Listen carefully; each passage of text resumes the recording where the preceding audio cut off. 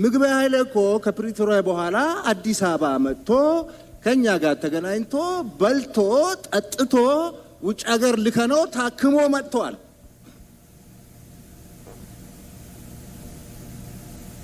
እንደ ምግበ ቂም የምንይዝ ቢሆን ኖሮ እንደ ምግበ ካዲ ብንሆን ኖሮ እጃችን ገብቶ ነበር። ያው ውጭ መላክ የሚችለው እኛ ነን ነው።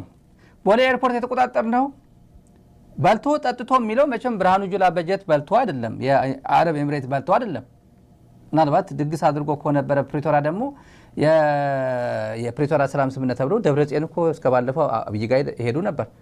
ኩሪፍቱ ሄደዋል። 2 ቀን 3 ቀን ኩሪፍቱ ሄዱ መስለኛል። ሲናገሩ ነበር እንደ ብልጽግና ሰዎች እና በልቶ ጠጥቶ ቅሞ አጭሶ ሳክሮ ምናምን በለው እንደፈለክ በለው እና ወደ ውጭ ወጥቶ ታክሞ ወጪ ሸፍነለት ነው። በቦሌ እንዲወጣ ብርሃኑ ጁላ እኛ በቦሌ እንዲወጡ ፈቀድንለት ነው። እጃችን ላይ ገብቶ ነበር ነው። ምግበ ካዲ ብንሆን ኖሮ ስብሐት ነጋን ከጉርጋዳ አውጥተን ውጭ ሀገር እንልከውም ነበር።